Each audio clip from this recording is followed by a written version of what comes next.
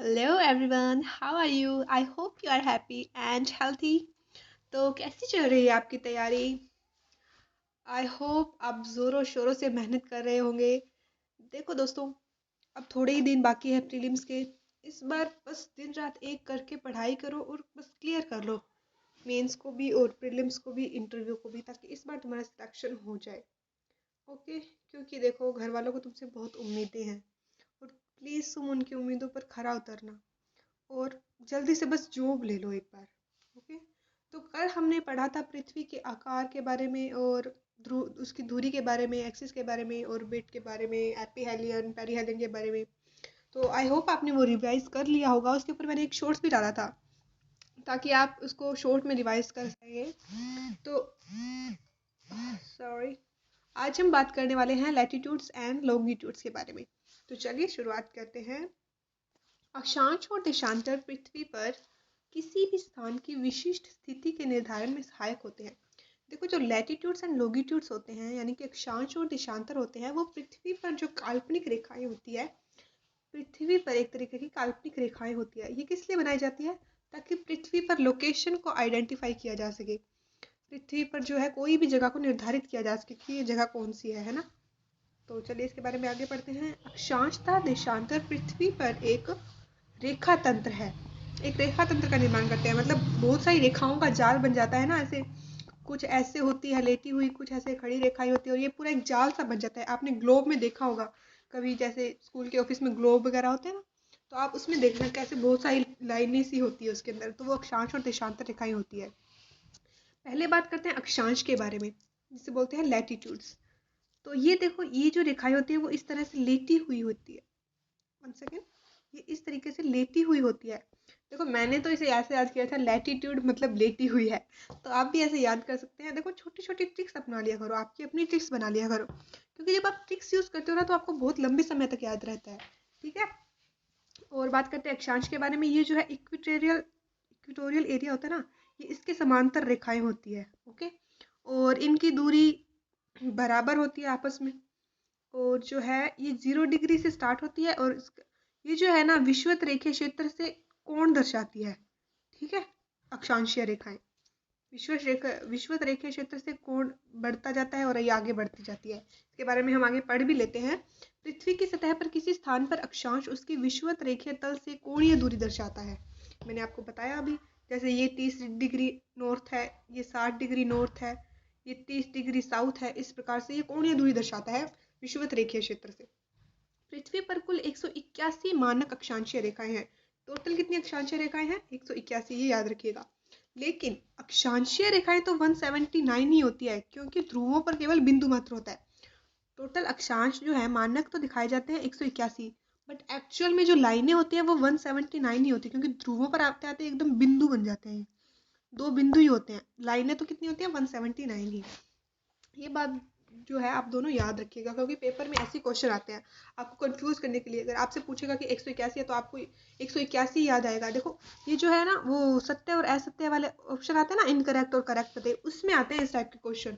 ठीक है, तो आपको ये ध्यान में होना चाहिए। वो आपको ऐसे ही फंसा लेता है बीच के अंदर, और आप सोचते हैं कि ये 181 था, हाँ 181 तो सही है, लेकिन वो इनकरेक्ट होता है। और आगे बढ़ते हैं। अक्षांशीय रेखाएं एक संपूर्ण वृत्त का निर्माण करती है। ये जो है वो एक संपूर्ण वृत्त का निर्माण करती है। कैसे, मैं बताती हूँ। देखो, ये इधर से इधर वाली साइड भी है ये रेखा, और उधर वाली साइड भी है, ऐसे पूरा वृत्त का निर्माण करती है। जबकि देशांतर रेखा ऐसा नहीं करती है, हम आगे पढ़ेंगे। अक्षांशीय रेखाएं एक संपूर्ण वृत्त का निर्माण करती है। दो अक्षांशीय रेखाओं के बीच लगभग 111 किलोमीटर की दूरी होती है। इन दो अक्षांशीय रेखाओं के बीच की दूरी कितनी होती है? 111 किलोमीटर। कोई भी दो ले लो, चाहे ये दो ले लो, चाहे ये दो ले लो, कोई भी दो अक्षांशीय रेखाएं लेंगे तो उसके बीच की दूरी कितनी होती है? 111 किलोमीटर। अक्षांशीय रेखाएं समांतर होती है, ये सारी जो होती है वो एक दूसरे के समांतर होती है। ध्रुवों की ओर जाने पर अक्षांशीय रेखाओं की लंबाई कम होती जाती है। इनकी लंबाई जो है वो कम होती जाती है ऊपर ऊपर जाएंगे, क्योंकि पृथ्वी ऐसे गोलाब है ना, तो ये वाली लंबी होगी, फिर छोटी छोटी छोटी, तभी तो लास्ट में जाके वो बिंदु बन जाता है ध्रुवों पर। जो 0 से 30 डिग्री अक्षांश होते हैं उनको बोलते हैं निम्न अक्षांश, यानी कि लोअर लैटिट्यूड्स। 30 डिग्री से 60 डिग्री तक मध्य अक्षांश, यानी कि मिड लैटिट्यूड्स।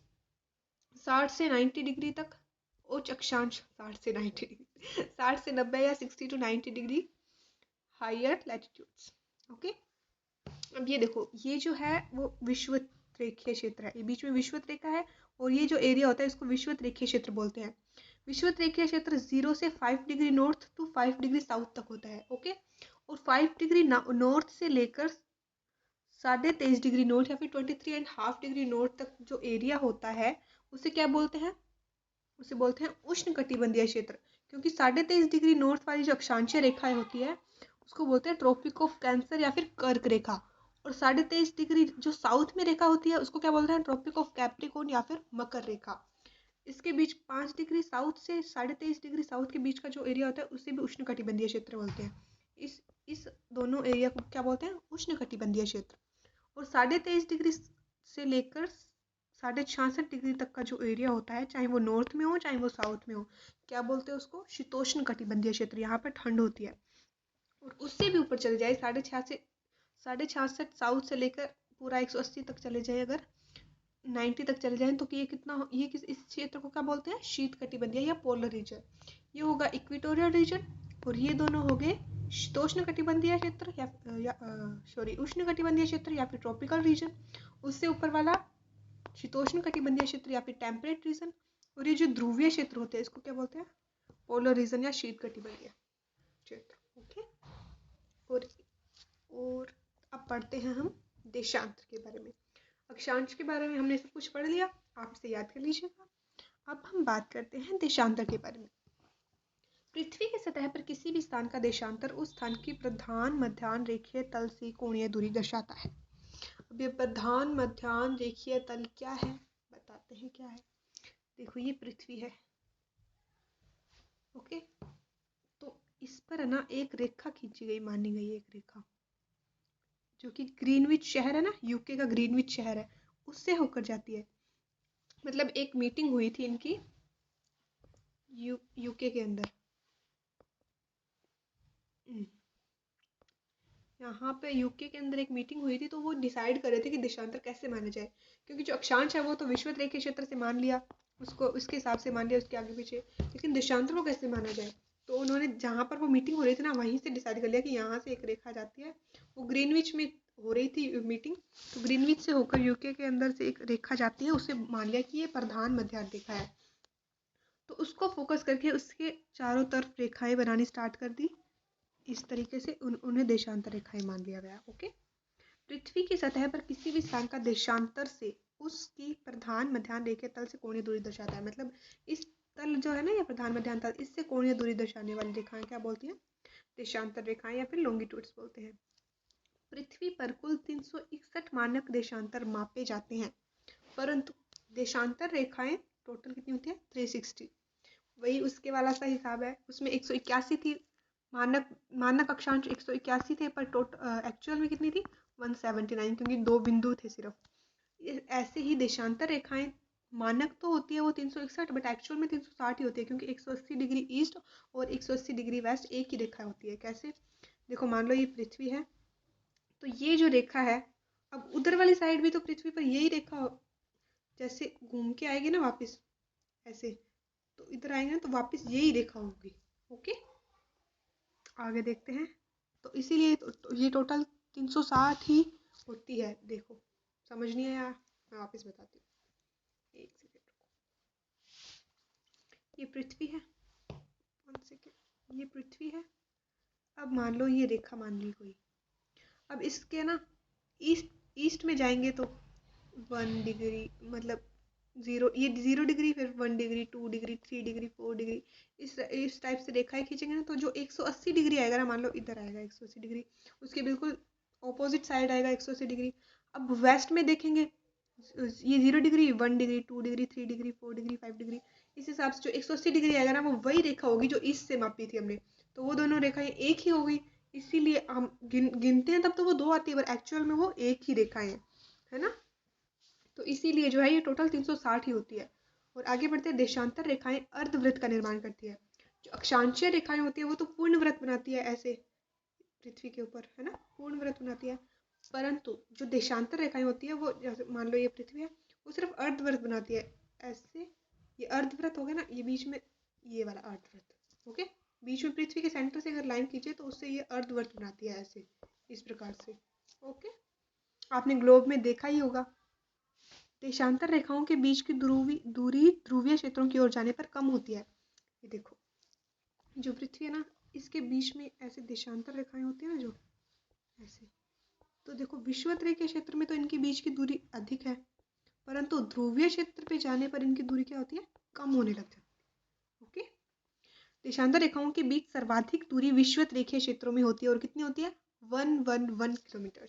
इतनी ही अक्षांशों के बीच में थी, ओके। सभी देशांतर रेखाओं की लंबाई समान होती है, परंतु अक्षांशीय रेखाओं की लंबाई समान नहीं होती है, क्योंकि जैसे जैसे ऊपर की ओर जाते हैं वैसे वैसे उनकी जो होती है लंबाई कम होती जाती है, परंतु देशांतर रेखाओं की लंबाई समान होती है। इनके बीच में कंपैरिजन भी आ सकता है, जैसे अक्षांश और देशांत के बीच में कंपैरिजन बताइए, या फिर वो कोई ऑप्शन में दे सकता है इनके बीच में कंपैरिजन के लिए क्वेश्चन, जो बीच में एक स्टेटमेंट गलत कर देगा, तो आपको ये ध्यान में रखना होगा, ओके। सभी देशांतर रेखाओं की लंबाई समान होती है। देशांतर का उपयोग स्थानीय समय गणना के लिए किया जाता है। जैसे अपने समय बताते हैं ना, जैसे हर देश में अलग अलग समय होता है, तो वो देशांतर के हिसाब से डिसाइड किया जाता है। इसके बारे में हम आगे पढ़ने वाले हैं। अब ये स्थानीय समय गणना क्या है, ये पढ़ते हैं, चलिए। स्थानीय समय गणना के लिए 1884 में अंतर्राष्ट्रीय देशांतर सम्मेलन हुआ था। एक मीटिंग हुई थी 1884 में, जिसे इंटरनेशनल देशांतर मीटिंग बोलते हैं। इस सम्मेलन के दौरान ग्रीनविच यानी कि यूके से गुजरने वाली रेखा को प्रधान मध्याह्न रेखा माना, और ग्रीनविच के समय को अंतर्राष्ट्रीय समय घोषित कर दिया। उस टाइम पे जब मीटिंग हो रही थी ना, तो ग्रीनविच में जो समय था ना, उसी को अंतर्राष्ट्रीय समय घोषित कर दिया, और वहीं से गुजरने वाली रेखा को क्या मान दिया, प्रधान मध्याह्न रेखा मान दिया। इसे ग्रीनविच मीन टाइम GMT भी कहते हैं। अन्य देशों के समय गणना GMT के सापेक्ष की जाती है।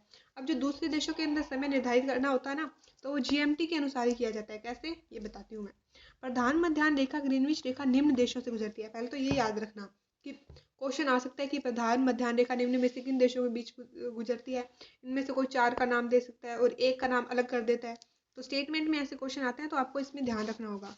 कौन कौन से देशों से गुजरती है, UK, France, Spain, Algeria, Mali, Burkina Faso, Ghana, Togo and Antarctica, okay. अब देखो समय कैसे निर्धारित किया जाता है, ये देखते हैं। 24 घंटे में पृथ्वी कितनी डिग्री घूमती है, 360 डिग्री। तो 1 घंटे में कितनी डिग्री घूमेगी, 360 बटे 24, 15 डिग्री घूमेगी। और अगर 1 डिग्री का निकालना है, तो अपने 15 बटा 60 कर 60 बटा 15 कर दिया, और 4 मिनट। तो 1 डिग्री कितने टाइम में 1 डिग्री कौन तक कितने टाइम में घूमेगी पृथ्वी, 4 मिनट में घूमेगी। तो इस हिसाब से हमने जो है वो पृथ्वी पर समय की गणना की। ये देखो, मान लो GMT है, यहाँ मान लो कोई ग्रीनविच शहर है वो यूके के अंदर, और ये शहर इसी लाइन पे आते हैं, ओके। मतलब देश ये इस लाइन पे आते हैं, और इसके इधर वाले को बोल दिया वेस्ट और इधर वाले को बोल दिया ईस्ट। अगर हम ग्रीनविच से ईस्ट में जाते हैं तो समय बढ़ता है, समय में मतलब बढ़ोतरी होती है। लेकिन अगर हम यहाँ से वेस्ट में जाएंगे तो समय कम होता है। मान लो अब आपने देखा होगा इंडिया में और यूएसए वेस्ट हेमिस्फीयर में है, और इंडिया ईस्ट हेमिस्फीयर में है। तो इंडिया का टाइम जो है वो यूएस से आगे होता है ना। जब अपने दिन होता है तो वहां पे रात ही चल रही होती है, ओके। पृथ्वी को 115 डिग्री के 24 कालखंडों में विभाजित किया जाता है। पृथ्वी को जो है 15-15 डिग्री के 24 कालखंडों में विभाजित कर लिया अलग अलग। उसके बाद स्थानीय समय गणना के लिए देश एक मानक देशांतर चुनते हैं। यह देशांतर समय 15 या 7 डिग्री से विभाजित होता है। अब देश के अंदर कई देशों में से तो एक ही देशांतर गुजरता है, लेकिन अधिकतर देशों में 2-3 देशांतर जैसे गुजर रहे हैं। अब वो कौन से देशांतर के अनुसार अपने समय की गणना करेंगे, तो वो एक ऐसा देशांतर लेंगे जो 15 या 7.5 डिग्री से विभाजित होता है, क्योंकि ऐसा करेंगे तो उन्हें समय गणना करने में आसानी होगी। भारत का मानक समय गणना कौन से देशांतर के हिसाब से किया जाता है, 82.5 डिग्री ईस्ट के हिसाब से। ये आप याद रखिएगा, ठीक है। ये सभी देशों का अलग अलग होता है, कई देशों में 2 या 2 से 3 भी हो सकते हैं, अलग अलग ज़्यादा भी हो सकते हैं। जैसे फ्रांस के अंदर सबसे ज़्यादा 12 है, ऐसे अलग अलग भी हो सकते हैं। भारत का समय GMT से कितना आगे है, 5.5 घंटे आगे है, ये भी याद रखिएगा। GMT से 5.5 घंटे आगे है भारत का समय। विभिन्न देशों में एक से अधिक कालखंड होते हैं, जैसे फ्रांस में 12 है, यूएस में 11 है, रशिया में 11 है, अंटार्कटिका में 10 है, यूके में 9 है, और ऑस्ट्रेलिया में 8 है। तो इनके हिसाब से इनमें समय गणना होती है, ओके। इंटरनेशनल डेट लाइन क्या है, अंतर्राष्ट्रीय तिथि रेखा। देखो मैं बताती हूँ, जो अब उन्होंने ग्रीनविच रेखा डिसाइड की थी ना, उसी के बिल्कुल ऑपोजिट में 180 डिग्री अगर आप उसके ऑपोजिट साइड जाए तो पीछे जो रेखा बनेगी उसे बोलते हैं इंटरनेशनल डेट लाइन। ये इंटरनेशनल डेट लाइन क्या है? इसके हिसाब से डेट निर्धारित की जाती है, यानी कि तारीख निर्धारित की जाती है। ये हम पढ़ते हैं। अंतर्राष्ट्रीय तिथि रेखा 180 डिग्री के समांतर चलती है। यह रेखा 3 स्थानों पर विचलित होती है: पूर्वी साइबेरिया, अल्यूशियन द्वीप एंड प्रशांतीय महासागर द्वीप। देखो ये जब रेखा खींच रहे थे ना, तो बीच में कुछ शहर मतलब कुछ देश आ रहे थे। तो अगर उनमें से जाती रेखा तो एक ही देश में इधर वाली साइड तो अलग दिन चल रहा होता, उधर वाली साइड अलग दिन चल रहा होता। इसीलिए इस रेखा को थोड़ा टेढ़ा कर लिया, ताकि इन इन देशों के बीच से ये ना गुजरे, ताकि अगर जैसे अब तारीख डिसाइड करनी है तो इस रेखा के इधर वाली साइड जाएंगे तो एक तारीख आगे होगी और इधर वाली साइड जाएंगे तो एक तारीख पीछे होगी। मान लो इधर वाली साइड 25 है तो इधर वाली साइड 24 दिसंबर होगा, इधर 25 दिसंबर है। जैसे अब आज ही की डेट ले लेते हैं, आज जैसे 8 फैब है, तो अगर हम इधर वाली साइड जाएंगे तो उधर क्या होगी 7 फैब। ओके, तो ऐसे अगर एक ही देश में अलग अलग डेट होगी तो फिर उनके काम में दिक्कत आएगी ना। इसीलिए इसको थोड़ा टेढ़ा कर दिया गया ताकि ये देश के बीच से ना आए। तो ये इन 3 देशों से जाती है, एक तो प्रशांतीय महासागर द्वीप से, अल्यूशियन द्वीप से और पूर्वी साइबेरिया से। ओके, ये देखो ये जीएमटी थी और इसी के बिल्कुल अपोजिट साइड में क्या है, डेट लाइन। अगर जीएमटी में देखें तो ईस्ट हेमिस्फीयर में इंडिया और जापान आएंगे, लेकिन अगर डेट लाइन के हिसाब से देखें तो वेस्ट हेमिस्फीयर में आएंगे, क्योंकि वो उसके बिल्कुल अपोजिट साइड है ना, उस हिसाब से। तिथि रेखा को पूर्व से पश्चिम की ओर पार करने पर एक तिथि बढ़ जाती है। अगर हम पूर्व से पश्चिम में जाएंगे ना तो एक तिथि बढ़ जाती है, मतलब इधर जाएंगे तो बढ़ेगी, इधर जाएंगे तो कम होगी। ओके, इस रेखा को पूर्व से पश्चिम की ओर पार करने पर एक रेखा का नुकसान होता है। इस रेखा को पूर्व से पश्चिम की ओर पार करने पर एक रेखा को क्या होता है, नुकसान होता है। ये लाइन शायद गलत लिखी हुई है, यहाँ पे एक जगह पश्चिम होना चाहिए। पश्चिम से पूर्व जाने पर एक रेखा का नुकसान होता है एक दिन का, और पूर्व से पश्चिम जाने पर एक रेखा बढ़ जाती है। ओके, महाद्वीप एवं सागर, ये आप देख लो कि कौन कौन, ये जो है वो रेखा है कौन सी, ग्रीनविच रेखा। इसके इधर वाली साइड ईस्टर्न हेमिस्फीयर है और इधर वाली साइड वेस्टर्न हेमिस्फीयर है। इंडिया यहाँ आता है, ये इंडिया है। अब आप ये देख लो कि कौन कौन से देश में समय किस हिसाब से होगा। यहाँ पर जाएंगे तो टाइम आगे होता है और यहाँ पर जाएंगे तो टाइम पीछे होता है। ओके, सॉरी मैंने आपको ये गलत बता दिया, यहाँ पर पश्चिम से पूर्व आएगा, मैं लिख देती हूँ, ये गलत है, पश्चिम से पूर्व। क्योंकि अगर पश्चिम से पूर्व जाएंगे ना, इधर वाली साइड जाएंगे तो समय बढ़ेगा, यानी कि तारीख भी बढ़ेगी। नहीं नहीं नहीं नहीं सॉरी मैं कंफ्यूज हो गई, क्योंकि ये तो जो है वो ग्रीनविच रेखा है ना, इसके अपोजिट साइड में वो दूसरी रेखा है, कौन सी, डेट लाइन। तो इसने सही लिखा है पूर्व से पश्चिम, उधर वाली साइड जाएंगे तो इधर तारीख बढ़ेगी और इधर कम होगी। ओके, इस रेखा को पूर्व से पश्चिम की ओर पार करने पे एक दिन का नुकसान होता है। और आप देख लो, ये देखो नॉर्थ अमेरिका और साउथ अमेरिका जो है वो ईस्टर्न हेमिस्फीयर वेस्टर्न हेमिस्फीयर में आते हैं, और एशिया, यूरोप, अफ्रीका का आधा पार्ट तो जो है वो ईस्टर्न हेमिस्फीयर में है और बाकी का आधा पार्ट वेस्टर्न हेमिस्फीयर में है। ये आप देख लेगा ये मैप में कि कौन कौन से देश, जैसे क्वेश्चन आ सकता है, जैसे एनडीए में क्वेश्चन आया था कि एशिया का समय यूरोप से कितना आगे होगा या पीछे होगा। तो उसका मतलब अगर किसी ने ये मैप ढंग से देखा होगा तो उसको पता होगा कि एशिया का जो है टाइम जो होगा वो यूरोप से आगे होगा। ओके, तो इस हिसाब से यूपीएससी क्वेश्चन पूछती है, तो आप ध्यान रखिएगा, आप इसको रिवाइज कर लीजिएगा। और अगर कोई भी डाउट हो तो मुझे कमेंट बॉक्स में पूछिएगा, मैं नेक्स्ट वीडियो में आपको बता दूंगी। और आपकी तैयारी कैसी चल रही है ये मुझे ज़रूर बताइएगा। आप अच्छे से पढ़ाई कर रहे हैं या नहीं कर रहे। अगर किसी भी सब्जेक्ट में कोई दिक्कत आ रही है तो मुझे बताइएगा। और सस्टेनेबल डेवलपमेंट गोल्स पे मैं एक शॉर्ट्स वीडियो डालने वाली हूँ, आप ज़रूर देखिएगा। और अगर आप चाहते हैं कि मैं उस पर एक लॉन्ग वीडियो डालूँ तो मुझे बता दीजिएगा, मैं डाल दूँगी। और भी अगर यूपीएससी से रिलेटेड किसी भी टॉपिक पे आपको वीडियो चाहिए तो मुझे बता दीजिएगा, मैं डाल दूँगी। ओके, तो अपनी सेहत का ख्याल रखिएगा और अपने घर वालों का भी ख्याल रखिएगा। अभी मौसम चेंज हो रहा है तो अपनी तबीयत का बहुत ज़्यादा ध्यान रखिएगा, क्योंकि इस मौसम में अक्सर हमें जो है सर्दी जुकाम हो जाते हैं, क्योंकि ना ही ज़्यादा ठंड है और ना ही ज़्यादा गर्म है। तो अब सर्दी से अचानक हम वापस गर्मियों की तरफ आएंगे, तो आप अपनी सेहत का ध्यान रखिएगा। ओके, तो बस इतना ही बोलना था मुझे। तो बाय बाय, जय हिंद।